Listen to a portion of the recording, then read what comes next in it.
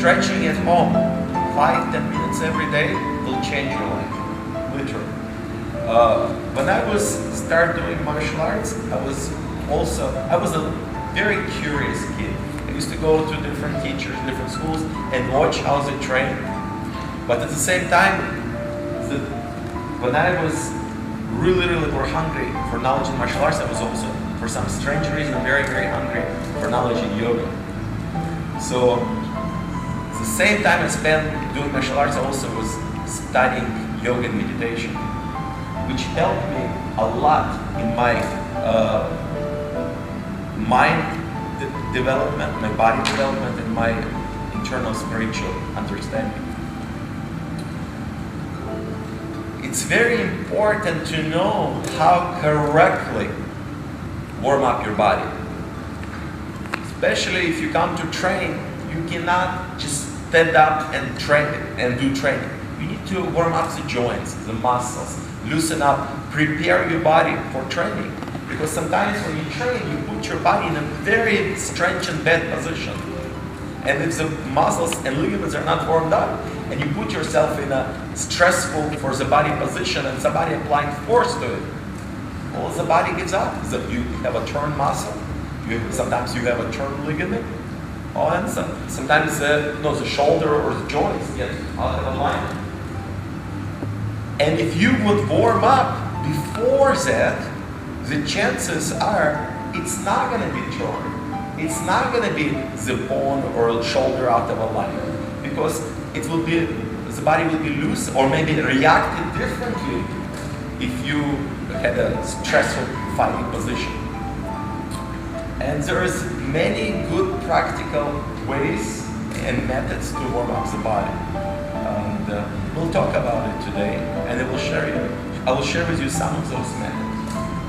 But the most important thing, if you want to be healthy and live a long and healthy life, because sooner or later we're all going to get older. It's inevitable. But the question is, how healthy we want to be when we get older. Okay?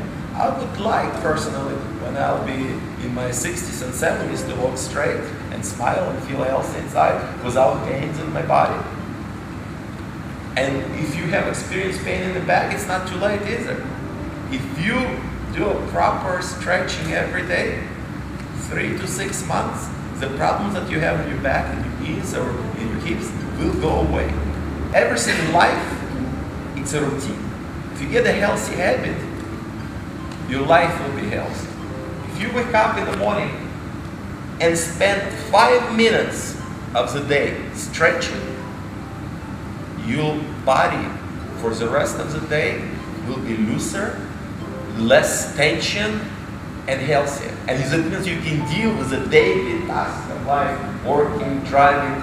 The stress will be so much better for you to handle and deal with it. And the most important thing is, of course, the spine and the hips. When I was studying yoga, I realized what the old ancient yogis would say: the healthiness of your spine will determine your age.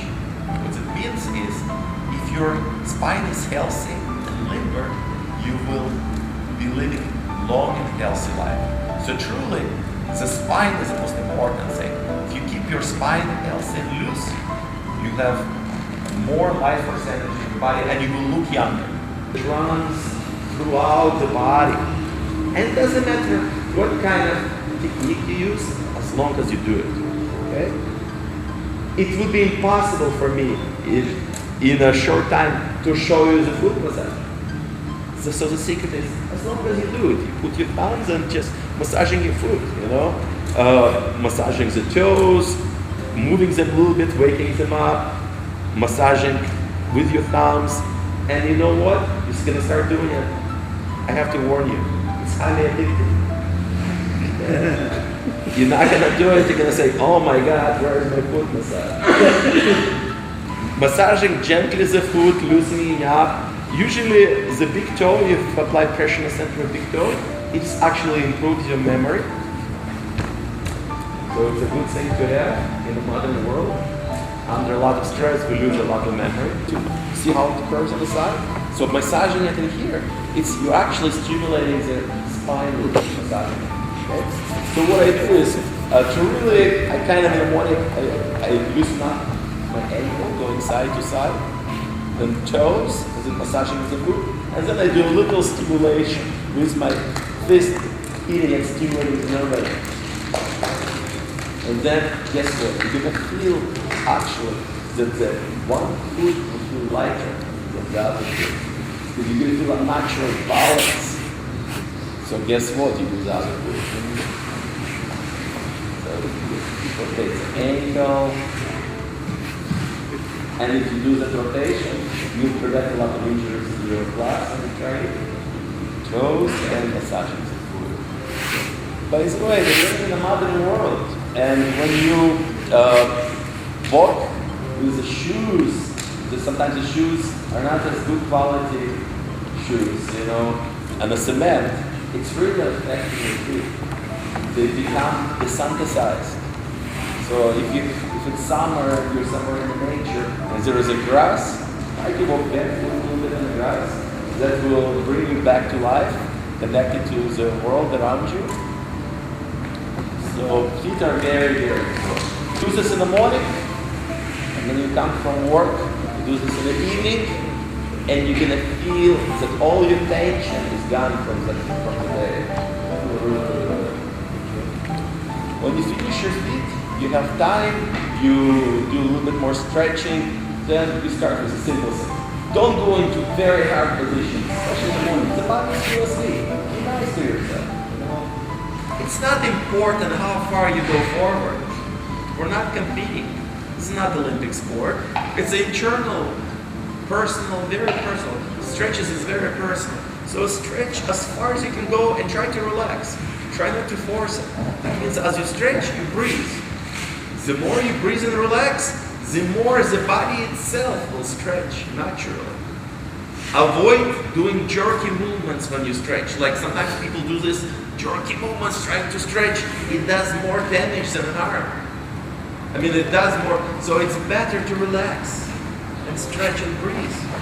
You're going to feel nice, cool in the lower back. This is good, and just breathe. Okay, then switch your legs. And you want to spend about a minute on each stretch. And breathe naturally, relax.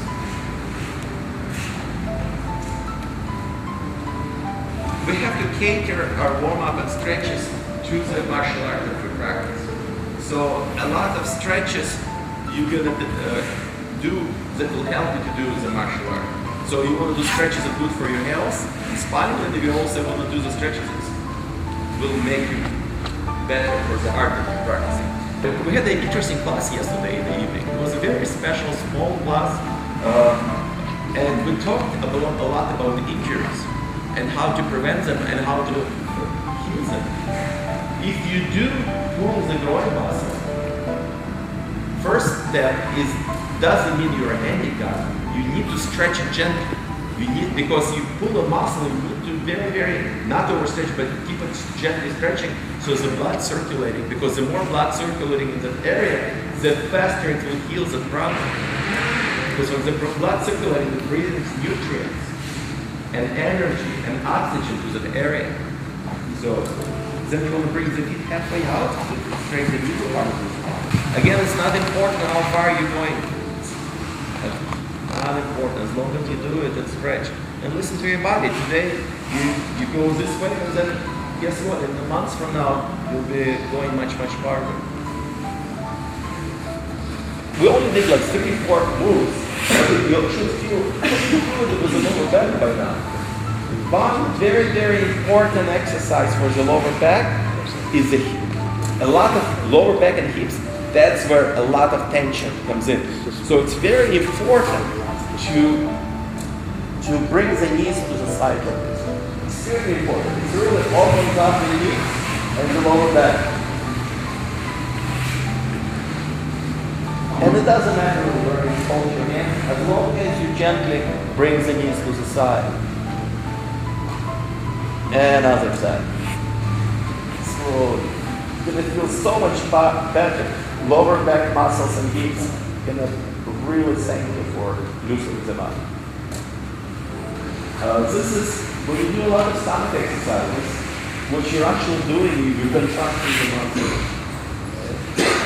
It's very important to keep the muscles loose and long. So after you do your stomach exercises in a class or at home, you need to stretch the stomach muscles. So there are a couple of variations you can do. First variation is to use the hands in front of you. It's a nice stretch for the lower back.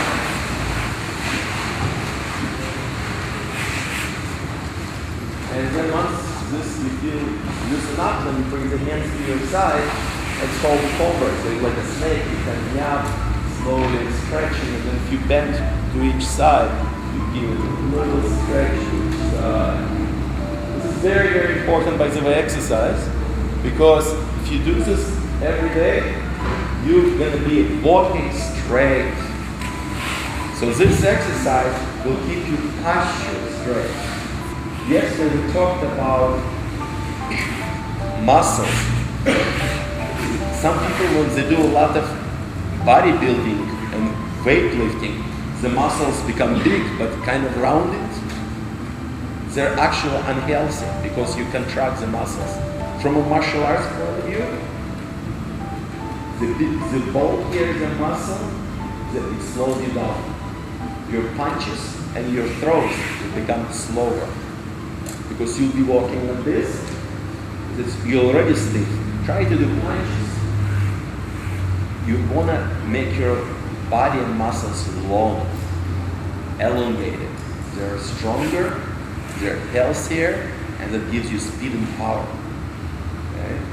Actually, if you get a big, strong, bulky person and they attack you, great, because you're going to be faster than they are. They'll be slower, they're going to be moving, not as they cannot even execute a lot of techniques because the muscles will stop their movement. It's actually it will get in the way. Plus, the bigger the muscle, if you hit into the muscle, the more it will hurt. Because there is more, there are nerve endings and the tissue is stretching. So you hit that muscle, it's going to hurt more than hitting the regular person. If you keep your neck loose and relaxed, neck is a bridge between the body and the brain. There's a lot of nerve endings flowing through the brain, through the body. So the looser the neck, the better it's for you. That means you actually will think clear if your neck is loose. Sounds kind of strange, but it's an effort. If you ever observe yourself, if you have a stiff neck or a whiplash, you don't want to do anything, you just want to lie and don't move. Well, the looser everything, the more electrical current flows through the brain and the body. Spine and brain, it's one major nerve center. So the neck is actually a bridge to it. Also, if you keep the neck loose, stretching gently at the shoulders, you're not going to accumulate stress.